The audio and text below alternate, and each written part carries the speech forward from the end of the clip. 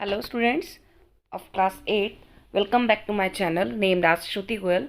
Now let's start with lesson 8, the last leaf of the book The Midnight Oil. Alright, so first let me give you an introduction of this lesson and its author.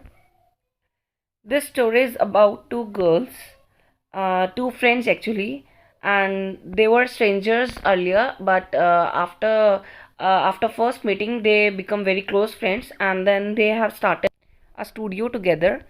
And now let's see what's the author name. The name of the author is O. Henry. Actually, his name was William Sidney Potter, but he wrote under the pen name O. Henry.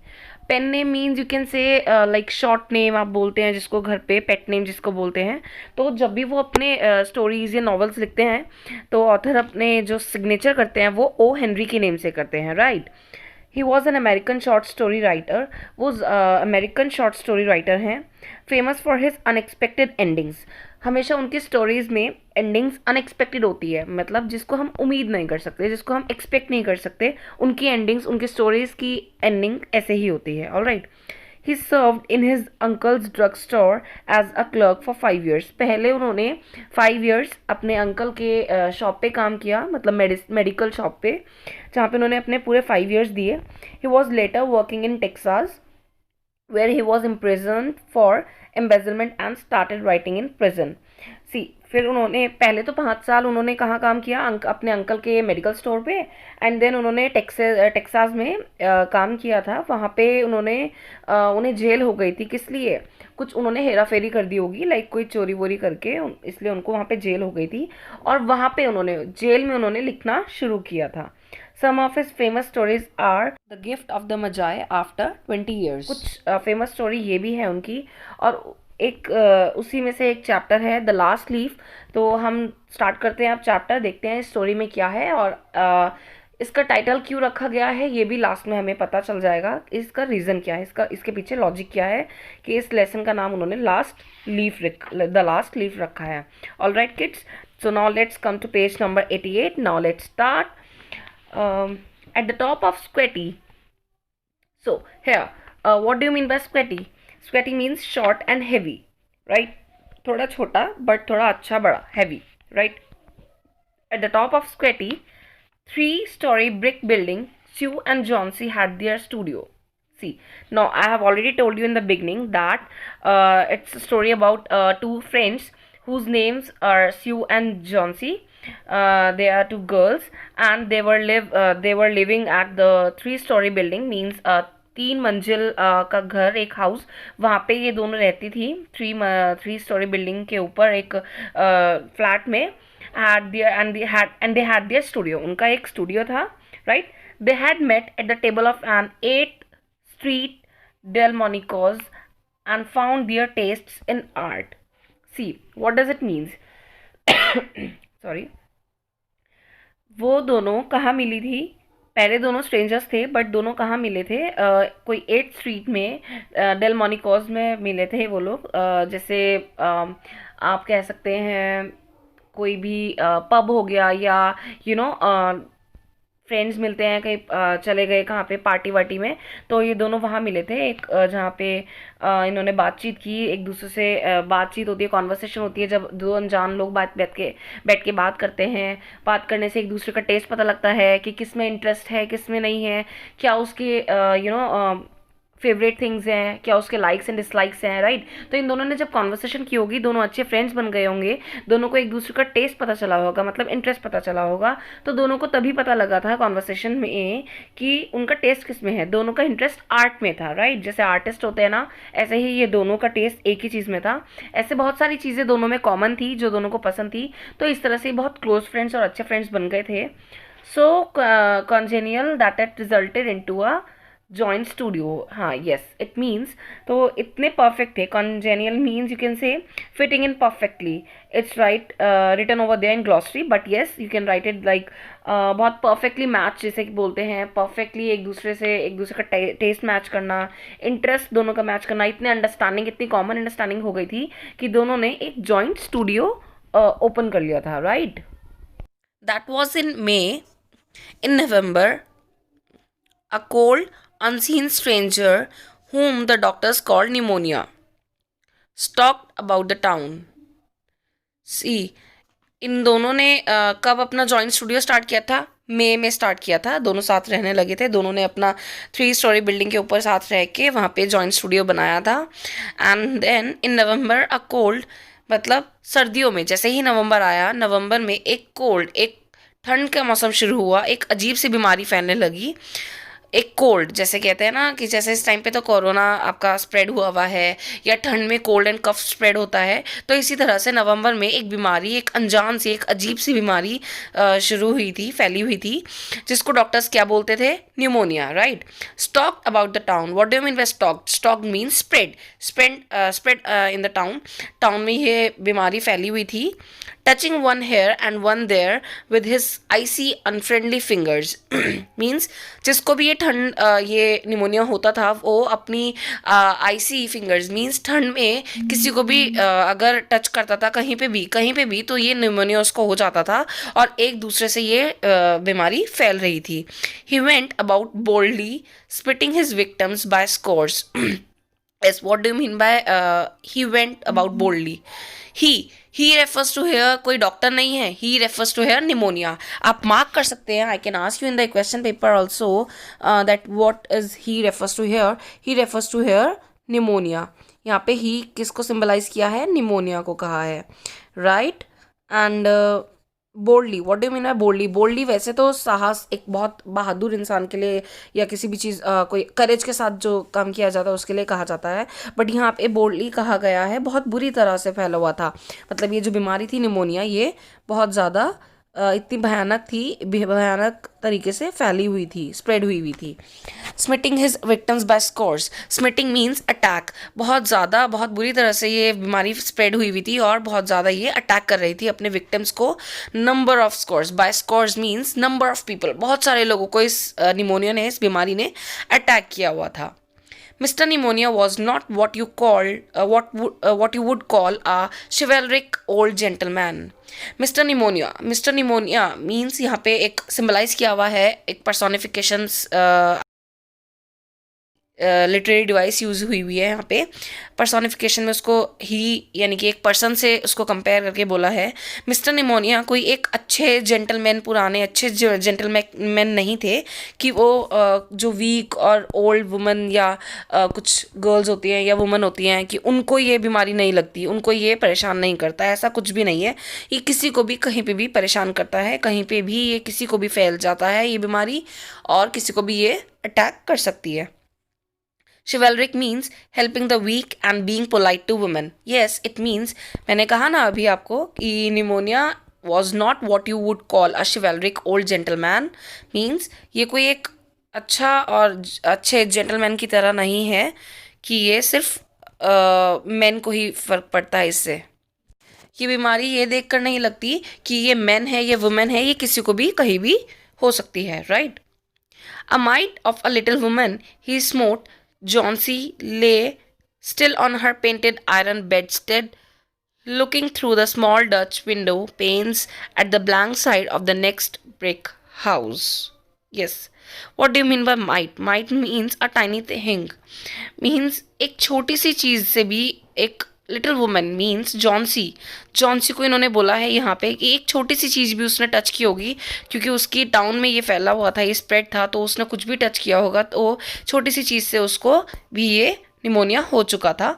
Johnsy इतनी बीमार हो गई थी कि वो अपने bed पे rest कर रही थी, अपने बेड पे ही वो लेटी हुई थी, अपने बेड पे रेस्ट कर रही थी, और अपने बेड पे लेटे हुए ही वो अपनी एक स्मॉल विंडो से, स्मॉल डच विंडो से बाहर, विंडो पेन्स मीन्स अपनी विंडो से बाहर की साइड देख रही थी, बाहर ही झांक रही थी। At the blank side of the next brick house, मतलब जो दूसरा घर था उस ब्लैंक साइड मीन्स जो खाली जगह थी, लेकिन जहाँ पे घर बना हुआ था, ब्रिक हाउस मतलब ईंटों का घर बना हुआ था, वो उस तरफ देख रही थी अपनी विंडो से। क्योंकि जब कोई भी बीमार होता है, कोई बीमारी लग जाती है तो रेस्ट करना पड़ता है, बेड रेस्ट करते हैं तो क्या होता है, वो इंसान कुछ नहीं कर सकता, बेड रेस्ट करेगा तो विंडो है अगर रूम में तो उससे ही बाहर झाँकेगा ताकि उसका थोड़ा मन ठीक हो जाए, राइट। तो वो भी यही कर रही थी, राइट। क्योंकि वो बहुत डिप्रेस्ड और बोर फील कर रही होगी. So, one morning, the busy doctor with thick, uneven eyebrows called Sue into the hallway. Yes, जब बहुत दिन हो गए थे, जॉन्सी इतनी बीमार थी कि उसका ये निमोनिया ठीक ही नहीं हो रहा था. तो स्यू ने, उसके फ्रेंड ने एक डॉक्टर को बुलाया होगा. एक दिन सुबह डॉक्टर को बुलाया, वो बहुत बिजी डॉक्टर थे. तो वो आए, उन्होंने जॉन्सी का चेकअप किया. एंड चेकअप करने के बाद जब उन्होंने उसका टेम्परेचर मेज़र किया होगा, फिर वो बाहर गए उस रूम से और बहुत टेंस थे. With thick uneven eyebrows means, इसका मतलब ये है कि वो बहुत टेंस थे. मतलब जब आईब्रोज ऊपर करके जब कोई टेंशन में होते हैं, डिप्रेस्ड होते हैं, मतलब एकदम टेंस्ड हो जाते हैं ना, जब टेंशन होती है तो तब आप एकदम आपकी आईब्रोज ऊपर चढ़ जाती हैं. तो ऐसे ही वो डॉक्टर बाहर आए बहुत टेंस्ड हुए हुए. उन्होंने स्यू को बुलाया. लिखा है ना यहाँ पे, called Sue into the hallway means room के बाहर जो भी हॉल होगा वहाँ पे उन्होंने स्यू को बुलाया और उन्होंने कहा, she has one chance in, let us say 10, he said. So mark this line for who said to whom. मैं पूछ सकती हूँ आपसे कभी क्वेश्चन आंसर्स में. सो यहाँ पे बोला है उन्होंने कि she has one chance in, let us say 10.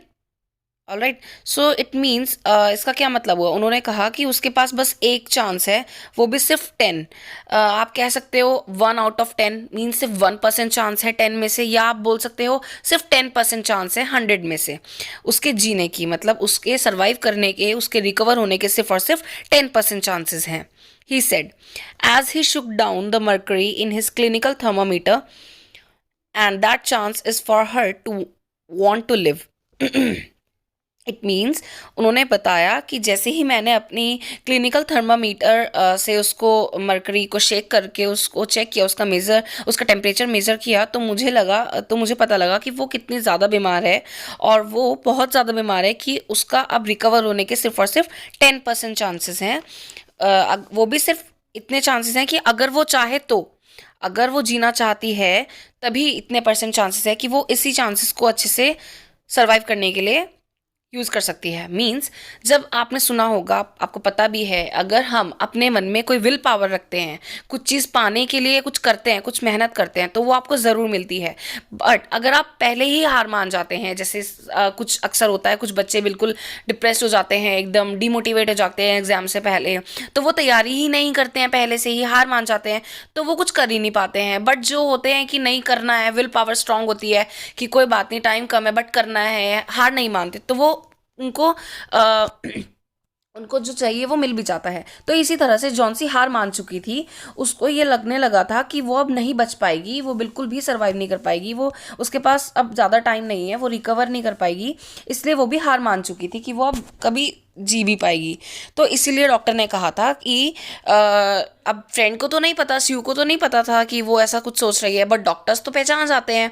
Doctor ने जब उसको मेज़र किया था टेम्परेचर, तो उनको समझ आ गया था कि वैसे तो ये बीमार है ही, पर उसने अपने जीने की, आगे सर्वाइव करने की जो होप्स हैं वो भी छोड़ दी हैं. क्योंकि साइकोलॉजी होती है ना, जब आपका माइंड, आप कुछ माइंड में बात बना लेते हैं, या आप मान लेते हैं कि नहीं ऐसा होगा, तो वो वैसी चीज़ हो जाती है. तो ऐसे ही जॉन्सी ने अपने दिमाग में मन बना लिया था, उसको लगने लगा था कि मैं अब सर्वाइव नहीं कर पाऊंगी. तो डॉक्टर ने यही कहा था कि उसके पास 10% चांसेस हैं जीने के लिए, वो तभी हो पाएगा अगर वो चाहती है खुद, तो मतलब खुद अगर जीना चाहती है तो ही हो पाएगा. अगर वो अपने होप्स रखे और अपनी विल पावर स्ट्रांग करे, तभी वो आगे जी पाएगी, और 10% चांसेस में भी वो जल्दी से रिकवर कर पाएगी. Your little lady has made up her mind that she is not going to recover. So वही मैंने आपको बताया अभी कि डॉक्टर ने कहा कि आपकी लिटिल लेडी मीन्स जॉन्सी ने मन बना लिया है कि वो अब रिकवर नहीं हो पाएगी. सो फिर वो क्वेश्चन करते हैं स्यू से, व्हाट्स ऑन हर माइंड, क्या चल रहा है उसके माइंड में, क्या सोच रही है वो, यही सब चल रहा है उसके दिमाग में. She wanted to paint the bay of Naples some day, said Sue. Mark this for who said to whom. Sue said to doctor that she wanted to paint the Bay of Naples. Bay of Naples means an arm of the Tyrrhenian Sea at Naples. Means ये एक सी है, मतलब जैसे Italy है जो country, Italy के जो पास सी है, वहाँ पे समुद्र, टेरेनियन सी, उसके एक आर्म वो पेंट करना चाहती है एक बार। तो ये किसने बताया? स्यू ने बताया डॉक्टर को। Mark this, she wanted to paint the bay of Naples some day. I can ask you what does Johnsy wanted to paint. Okay, so let's see. जब डॉक्टर को स्यू ने बताया कि जॉन्सी क्या पेंट करना चाहती है, तो उसके बाद डॉक्टर ने कहा paint, like in shocking way, इन उन्होंने बोला paint, nonsense, has she anything on her mind. मतलब उन्होंने पूछा कि क्या बेकार की बात है, पेंट पेंट क्या इंटरेस्ट है, क्या उसके दिमाग में कुछ और चल रहा है? वर्थ थिंकिंग ट्वाइस, 2 बार सोचकर बोले doctor. Getting married for example. तो पेंट की बात सुनने के बाद डॉक्टर ने इस तरह से रिएक्ट किया कि क्या दिमाग में सिर्फ यही चल रहा है जॉन्सी के कि वो पेंट करना चाहती है, उसके दिमाग में कहीं कुछ और तो नहीं है, शादी करने का कुछ, फॉर एग्जांपल शादी वादी का कोई उसके दिमाग में आई हो बात। तो इस बात पे किसने रिप्लाई किया? स्यू ने। Marriage, said Sue. No doctor, there is nothing of the kind. So mark all this things for who said to whom. First line जो पेंट वाली है, paint, nonsense, has she anything on her mind worth thinking twice, getting married for instance, is said by doctor to Sue, and then replied by Sue that marriage, said Sue, no doctor, there is nothing of the kind, means Sue ने अब reply किया कि नहीं doctor, ऐसा शादी का कोई plan उसका अभी नहीं है।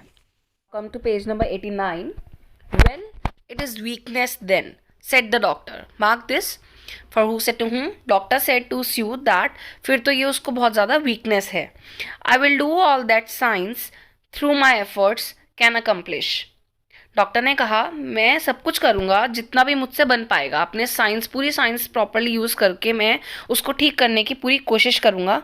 But whenever my patient begins to count the carriages in her funeral procession, I subtract 50% from the curative power of medicines.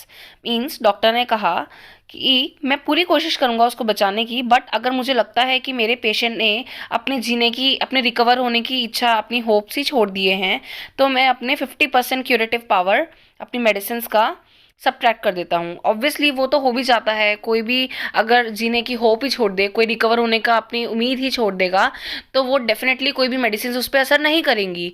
अगर एक विल पावर स्ट्रांग होती है कि आप कितने भी बीमार हो तभी आप फाइट करोगे, आप ठीक हो जाओगे, विल पावर स्ट्रांग होती है तो वो आप ठीक भी हो जाते हो। कहते हैं ना कि अगर आपने फिजिकली आप फिट नहीं हो बट अगर मेंटली आप फिट हो, स्ट्रांग हो, तो आप अच्छे से सब कुछ मैनेज कर सकते हो। बट अगर आप मेंटली स्ट्रांग नहीं हो, बहुत ज़र सी बात पे आप परेशान हो जाते हो, डिप्रेस्ड हो जाते हो, तो आप उसमें कुछ भी नहीं कर पाते हैं। तो डॉक्टर ने भी यही कहा मैं पूरी कोशिश करूंगा अपनी मेडिसिन से सब कुछ ठीक करने की, बट अगर उसने यही उम्मीद छोड़ दी है कि वो रिकवरी नहीं हो पाएगी तो फिर मैं भी कुछ नहीं कर पाऊंगा। If you will get her to talk about the new winter styles, I will promise you I will promise you a 1 in 5 chance for her instead of 1 in 10. It means उन्होंने बोला, डॉक्टर ने बोला कि अगर आप अपनी friend से बात करेंगे कि विंटर स्टाइल्स के बारे में, मीन्स कि जब जैसे ही विंटर शुरू होता है या ऑटम स्टार्ट होता है तो ठंड आ जाती है और ठंड से न्यूमोनिया या ऐसी कुछ बीमारियां स्प्रेड हो जाती हैं, बट कोई प्रॉब्लम नहीं होती है। ये बीमारी होने के बाद धीरे धीरे रिकवर भी हो जाती है। तो अगर उसको आप अच्छे से एक्सप्लेन करेंगे विंटर स्टाइल के बारे में तो शायद उनको कुछ उम्मीद नज़र आए कि हाँ मैं बच सकूँगी। तो शायद फिर मैं आपको प्रॉमिस करता हूँ कि मैं पूरी तरह से कोशिश करूँगा उनको बचाने की, और क्या पता इससे उनके चांसेस रिकवर होने के बढ़ जाएं। जैसे कि अभी मैंने कहा था 1 in 10 मीन्स 1% आउट ऑफ 10, तो यहाँ पे अब उन्होंने बोला है 1% आउट ऑफ 5, और यू कैन से 10% चांसेस थे अभी तक 100 में से, तो अब 50% चांसेस हो सकते हैं 100 में से, अगर आप अपने फ्रेंड से बात करेंगे, उनको समझाएंगे कि अपनी ऐसे होप्स ना खोए, अगर अपनी विल पावर स्ट्रॉन्ग करे तो। ऑलराइट किड्स, सो आज के लिए इतना ही बहुत है, और आप अपने इसको अच्छे से चैप्टर को स्टडी करेंगे, कोई प्रॉब्लम है तो आप मुझसे पूछ सकते हैं। And the chapter is so interesting. Last में आपको लॉजिक पता लगेगा लास्ट लिफ्ट का। So let's continue it, and आप अपनी इसको अच्छे से रीड करेंगे बुक से, कोई भी प्रॉब्लम है आप पूछ सकते हैं। Thank you.